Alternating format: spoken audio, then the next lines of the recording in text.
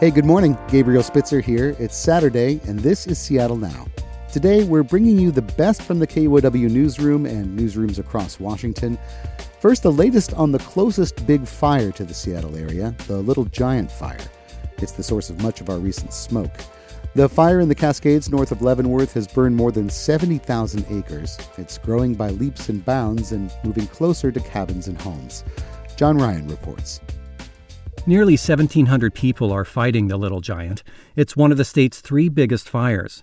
The main base camp for firefighters is just up the road from the tiny mountain town of Plain. Plain hardware store owner Will Lindblom says each morning a wave of firefighters comes in for daily necessities. In the mornings, coffee and bar and chain oil and tent stakes when it's windy.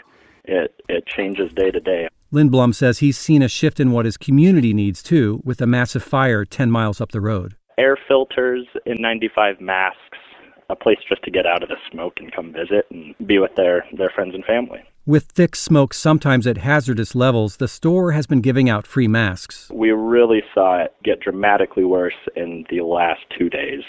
And a lot of construction workers and people that are working outside have held off from work for the last couple days, hoping it gets better soon. No days off for firefighters. They've been working day and night to hold back the Little Giant. Firefighting teams held a community meeting this week for anxious neighbors to learn more about the nearby hazard.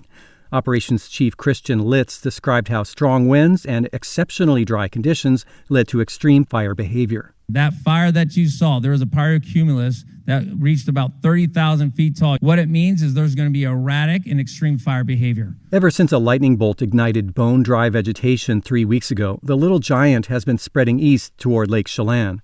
That lake is 50 miles long and a mile wide. It should have acted as a natural firebreak. It didn't. Everybody I've talked to was pretty sure that it was not going to jump the lake. We did what we could, and it happened. It happened. Officials say an ember flew 2.5 miles over the lake before igniting a new blaze on the far shore. That's much wider than the fire breaks that crews are digging and bulldozing into the landscape to stop the fire's advance. The Little Giant is mostly on national forest land, and no buildings have burned. But officials say it threatens about 1,800 buildings. One of them is a rustic wooden cabin that Lisa Port and her family own. There's no electricity, there's no running water. You're just in a very rugged kind of rural cabin, really cabin in the woods. And that's the beauty, I guess. It's been in her family for 50 years. She got half an hour to rush in and remove some valuables. She's on pins and needles to see whether it survives. It's excruciating not knowing exactly. But I also know that these Forest Service guys and all the guys from California and all the people that they're bringing up from all over the place are fighting their asses off fighting this fire. John Abotsoglu researches fire and climate at the University of California, Merced. As more people seek to live or have a second home in fire-prone landscapes, the challenges for firefighters will inevitably grow. The only exception might be is if you build vertically in you increase density in an urban core within Spokane or Yakima or something like that. Cities are safer from wildfires, but recent fires in Spokane show they are not fireproof. Dangers will also increase as a warming climate produces worse droughts and longer fire seasons. Back in Plain, neighbors have been expressing gratitude for firefighters at the hardware store.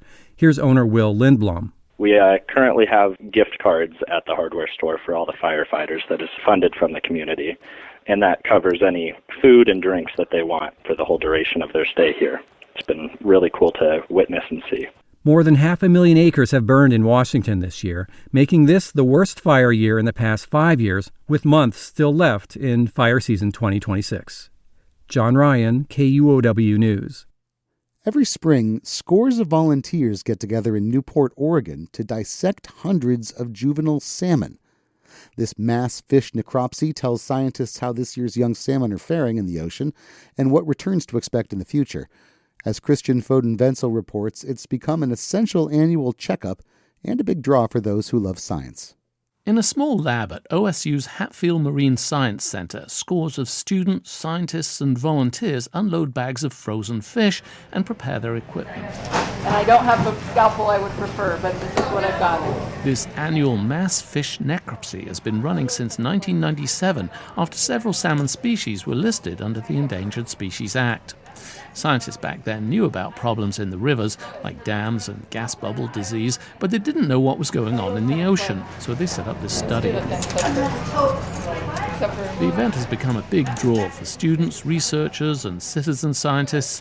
Most of them are volunteers, and they joke and listen to music as they weigh each fish, check for parasites, then wave each one in front of an electric wand to see whether it's been tagged. This one has a coat-of-wear tag. Cheryl Morgan is OSU's principal scientist for this study. So it's a tiny, thin piece of wire in its snout somewhere that tells us when and where it was released. See, look, they're singing. You're having fun. Morgan lifts her scalpel and cuts the head off a small coho to find the wire. Then she's digging around for the otoliths, which are tiny fish ear bones that look like a grain of rice. Like the rings of a tree show growth, these show how well a fish is growing and when it entered the ocean. Scientists remove the fins so they can genetically trace a fish back to a specific river. The muscles, liver, and eyes are used for stable isotope analyses, meaning they can show where a fish has been feeding in the water column. And the stomach contents literally show you what a fish has been eating. Kim Jacobson with NOAA says the survey is a fantastic forecasting tool. Different managers start contacting us in December saying, okay, do you have those forecasts done? We want to know. Jacobson has been doing this study since it started and bringing her son. A lot of these people I've seen my whole life and just part of the village that I grew up with. Clayton Jacobson started at about 6, but wasn't allowed to use the scalpel. Yeah, so you would go around and people have all their body parts in different bags. So I would grab the body parts and sort them into the different larger bags. He loved being part of the science community and can now find an otolith lickety-split.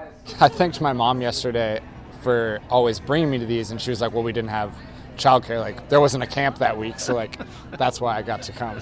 This year, the trawlers didn't catch as many fish as last year. The take was down about 20%, but it's too soon to draw conclusions from those numbers. Scientists like Kim Jacobson say climate change is making forecasting much more complex. So there used to be shifts that were decadal, and now those shifts in warm conditions, cold conditions, El Niños, heat waves are a lot more random and less predictable. For years, scientists have focused on the size of the juvenile salmon, the thought being that the bigger they are, the more likely they are to survive. But Brian Burke with the Northwest Fisheries Science Center in Seattle says climate change is shifting that assumption. There are documented data sets of the recovery of seals and sea lions and porpoises. So those types of predators are clearly more abundant now. While Burke agrees the annual necropsy is an important survey, he thinks the site should look more closely at predators. Who are eating salmon, what predators, and what are their population dynamics? Back at the necropsy, the event is wrapping up, and OSU students Amy Fowler and Madeline Butler are conflicted about how it went. Yeah, I mean, it was definitely a little stinky. And yeah, I didn't love the slime. Some of the species are really slimy. I think a lot of people might be turned off by it. You're going in the brain of the fish, you're cutting the stomach. But it's really interesting. You can see what the fish are eating and their health. Kelsey Smith isn't conflicted, she's excited. She leads the Oregon Department of Fish and Wildlife's effort to reintroduce chum salmon. Chum are the best fish. Why do you like chum so much? Well, they don't get studied a lot.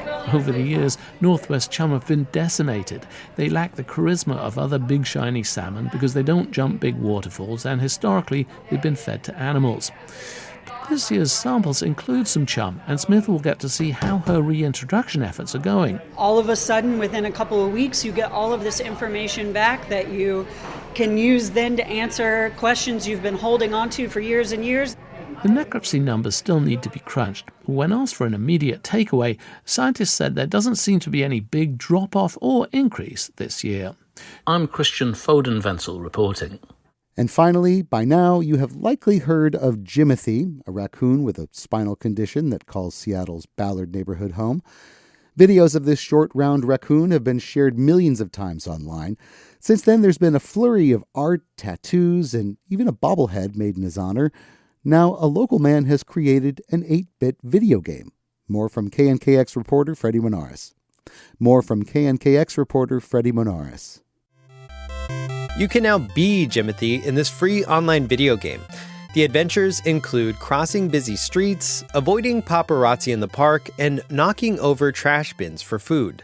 And the goal is to get him safely to his den. The internet's having fun. Chris Perillo designed this game. Jimothy has no, agent or manager or marketing plan. And I think that's it's interesting to me because we get to project a personality onto this critter. Perillo is from Issaquah and is a creative entrepreneur who designs apps and content. But this initially started as something else. I thought, well, maybe I can make a Jimothy tracker, right? So people can keep up to date. And I realized that was a really bad idea. So he pivoted and made this retro-looking video game instead. I think the world is always looking for a bright spot. Sometimes we need what they call a tension breaker. And Lord knows the world has been full of tension. And, sometimes all we need is a silly moment to just have a bit of respite. Perillo used AI to create this video game. Specifically, he used a technique called vibe coding. That's when you describe what you want to create to an AI application rather than manually write code. He started working on it on a Saturday afternoon and was ready to launch it the next morning. At the end of Perillo's game, Jimothy appears resting in the den of a tree. Perillo decided to include a public service announcement. The attention that's been given to this raccoon in the middle of Ballard, there are going to be, looky-loos and tourists potentially coming and getting too close to wildlife. Then they shouldn't be doing that. Part of that PSA reads, "Keep your distance, lock your bins, let legends hobble." In Seattle, I'm Freddie Monades.